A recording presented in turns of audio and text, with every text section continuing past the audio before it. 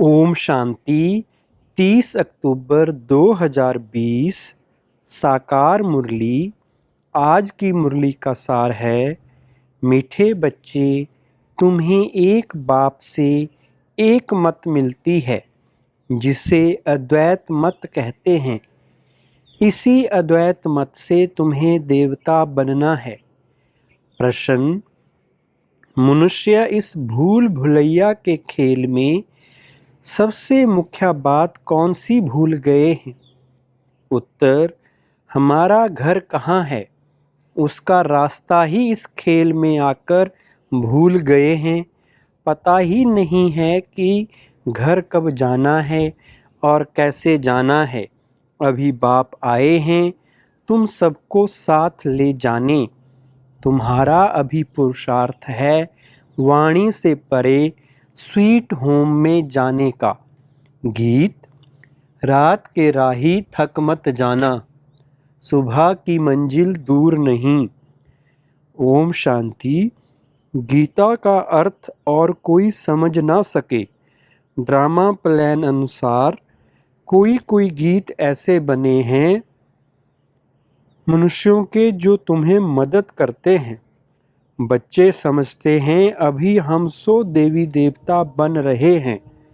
जैसे वो पढ़ाई पढ़ने वाले कहेंगे हम 100 डॉक्टर बैरिस्टर बन रहे हैं।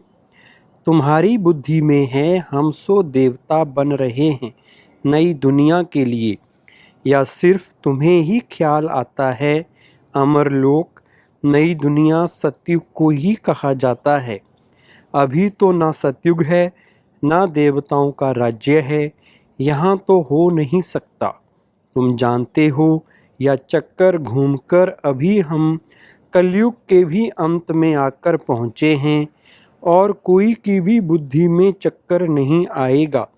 वह तो सतयुग को लाखों वर्ष दे देते हैं। तुम बच्चों को यह निश्चय है बरोबर या 5000 वर्ष बाद चक्कर फिरता रहता है। मनुष्य 84 जन्म ही लेते हैं। हिसाब है ना। इस देवी देवता धर्म को अद्वैत धर्म भी कहा जाता है। अद्वैत शास्त्र भी माना जाता है, वह भी एक ही है। बाकी तो अनेक धर्म हैं, शास्त्र भी अनेक हैं। तुम हो एक, एक द्वारा एक मत मिलती है, उसको कहा जाता है अद्वैत मत। या अद्वैत मत तुमको मिलती है देवी देवता बनने के लिए या पढ़ाई है ना। इसलिए बाप को ज्ञान सागर नॉलेजफुल कहा जाता है। बच्चे समझते हैं हमको भगवान पढ़ाते हैं नई दुनिया के लिए, या भूलना नहीं चाहिए। स्कूल में स्टूडेंट कभी टीचर को भूलते हैं क्या? नहीं। गृहस्थ व्यवहार में रहने वाले भी जास्ती पोजीशन पाने के लिए पढ़ते हैं। तुम भी गृहस्थ व्यवहार में रहते हुए पढ़ते हो अपनी उन्नति करने के लिए। दिल में ये आना चाहिए हम बेहद के बाप से पढ़ रहे हैं। शिव बाबा भी बाबा है, प्रजापिता ब्रह्मा भी बाबा है। प्रजापिता ब्रह्मा आदि देव नाम वाला है। सिर्फ पास्ट हो गए हैं, जैसे गांधी भी पास्ट हो गए हैं, उनको बापू जी कहते हैं, परंतु समझते नहीं, ऐसे ही कह देते हैं। या शिव बाबा सच सच है, ब्रह्मा बाबा भी सच सच है, लौकिक बाप भी सच सच होता है।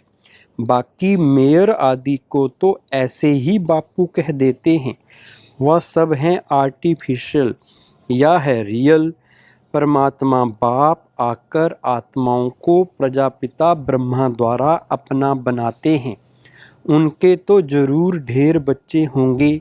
शिव बाबा की तो सब संतान हैं, उनको सब याद करते हैं। फिर भी कोई कोई उनको भी नहीं मानते, पक्के नास्तिक होते हैं जो कहते हैं यह संकल्प की दुनिया बनी हुई है। अभी तुमको बाप समझाते हैं या बुद्धि में याद रखो हम पढ़ रहे हैं, पढ़ाने वाला है शिव बाबा।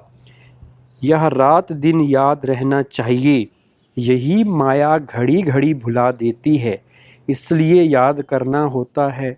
बाप, टीचर, गुरु तीनों को भूल जाते हैं, है भी एक ही, फिर भी भूल जाते हैं। रावण के साथ लड़ाई इसमें है। बाप कहते हैं, हे आत्माएं, तुम सतो प्रधान थी, अभी तमो प्रधान बनी हो। जब शांति धाम में थी तो पवित्र थी। प्योरिटी के बिगर कोई आत्मा ऊपर में रह नहीं सकती, इसलिए सब आत्माएं पतित पावन बाप को बुलाती रहती हैं। जब सभी पतित तमो प्रधान बन जाते हैं, तब बाप आकर कहते हैं, मैं तुमको सतो प्रधान बनाता हूँ। तुम जब शांति धाम में थे तो वहाँ सब पवित्र थे, अपवित्र आत्मा वहाँ कोई रह ना सके। सबको सजाएं भोगकर पवित्र जरूर बनना है। पवित्र बनने बिगर कोई वापिस जा ना सके। भल कोई कह देते हैं, ब्रह्म में लीन हुआ, फलाना ज्योति ज्योत समाया। ये सब है भक्ति मार्ग की अनेक मतें। तुम्हारी यह है अद्वैत मत। मनुष्य से देवता तो एक बाप ही बना सकते हैं। कल्प कल्प बाप आते हैं पढ़ाने, उनकी एक्ट हूबहू कल्प पहले मौखिक ही चलती है।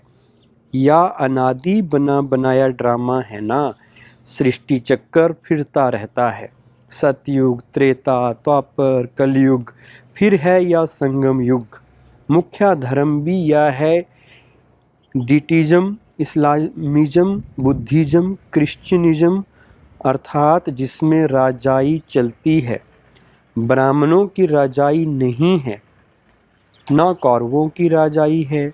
अभी तुम बच्चों को घड़ी घड़ी याद करना है बेहद के बाप को। तुम ब्राह्मणों को भी समझा सकते हो। बाबा ने बहुत बार समझाया है। पहले पहले ब्राह्मण चोटी हैं। ब्रह्मा की वंशावली पहले पहले तुम हो, या तुम जानते हो। फिर भक्ति मार्ग में हम ही पूज्य से पुजारी बन जाते हैं। फिर अभी हम पूज्य बन रहे हैं। वह ब्राह्मण गृहस्थी होते हैं, ना कि सन्यासी। सन्यासी हठ योगी हैं। घरबार छोड़ना हठ है ना। हठ योगी भी अनेक प्रकार के योग सिखाते हैं। जयपुर में हठ योगियों का भी म्यूजियम है। राजयोग के चित्र हैं नहीं। राजयोग के चित्र हैं ही यहाँ दिलवाड़ा में, इनका म्यूजियम तो है नहीं। हठ योग के कितने म्यूजियम हैं। राजयोग का मंदिर यहाँ भारत में ही है। यह है चैतन्य। तुम यहाँ चैतन्य में बैठे हो। मनुष्यों को कुछ भी पता नहीं कि स्वर्ग कहाँ है। दिलवाड़ा मंदिर में नीचे तपस्या में बैठे हैं, पूरा यादगार है। जरूर स्वर्ग ऊपर ही दिखाना पड़े। मनुष्य फिर समझ लेते कि स्वर्ग ऊपर में है। या तो चक्कर फिरता रहता है। आधा कल्प के बाद स्वर्ग फिर नीचे चला जाएगा, फिर आधा कल्प स्वर्ग ऊपर आएगा। इनकी आयु कितनी है कोई जानते नहीं। तुमको बाप ने सारा चक्कर समझाया है। तुम ज्ञान लेकर ऊपर जाते हो, चक्कर पूरा होता है, फिर नए सिर चक्कर शुरू होगा।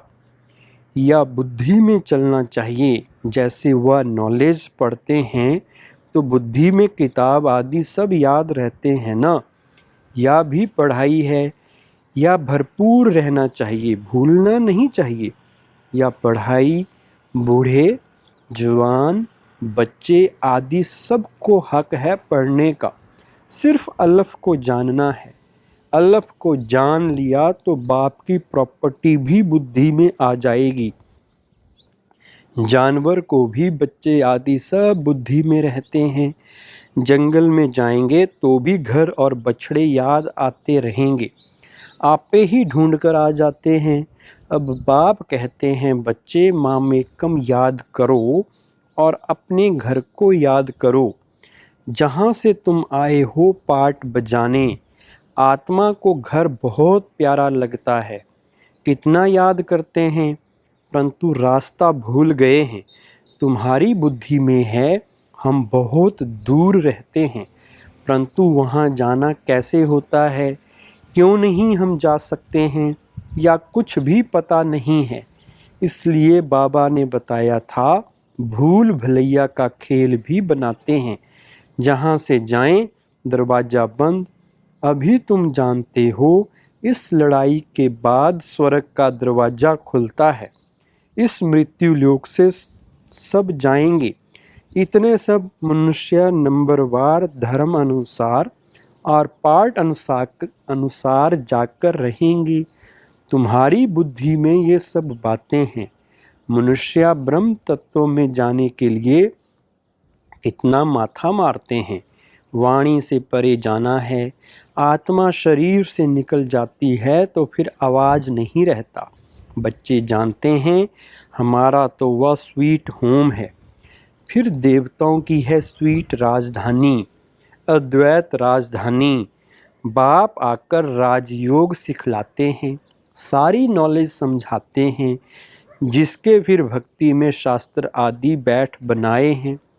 अभी तुमको वह शास्त्र आदि नहीं पढ़ना है, उन स्कूलों में बुढ़ियाँ आदि नहीं पढ़ती, यहाँ तो सब पढ़ते हैं। तुम बच्चे अमरलोक में देवता बन जाते हो, वहाँ कोई ऐसे अक्षर नहीं बोले जाते हैं जिससे किसी की ग्लानि हो। अभी तुम जानते हो स्वर्ग पास्ट हो गया है, उनकी महिमा है। इतने मंदिर बनाते हैं, उनसे पूछो या लक्ष्मी नारायण कब होकर गए हैं, कुछ भी पता नहीं है। अभी तुम जानते हो हमको अपने घर जाना है। बच्चों को समझाया है ओम का अर्थ अलग है और सोहम का अर्थ अलग है। उन्होंने फिर ओम सोहम सो का अर्थ एक कर दिया है। तुम आत्मा शांति धाम में रहने वाली हो, फिर आती हो पाठ बजाने। देवता क्षत्रिय वैश्य शूद्र बनते हैं। ओम अर्थात हम आत्मा, कितना फर्क है। वह फिर दोनों को एक कर देते हैं। यह बुद्धि से समझने की बातें हैं। कोई पूरी रीति समझते नहीं हैं तो फिर झुटका खाते रहते हैं।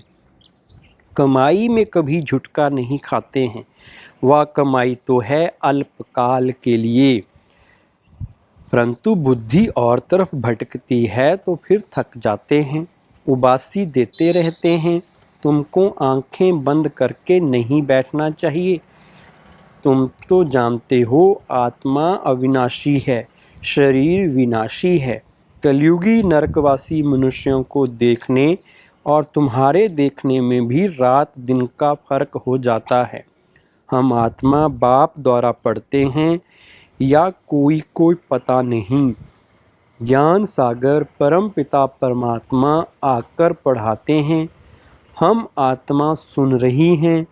अपने को आत्मा समझ बाप को याद करने से विकर्म विनाश होंगे। तुम्हारी बुद्धि ऊपर चली जाएगी। शिव बाबा हमको नॉलेज सुना रहे हैं, इसमें बहुत रिफाइन बुद्धि चाहिए। रिफाइन बुद्धि करने के लिए बाप युक्ति बताते हैं। अपने को आत्मा समझने से बाप जरूर याद आएगा।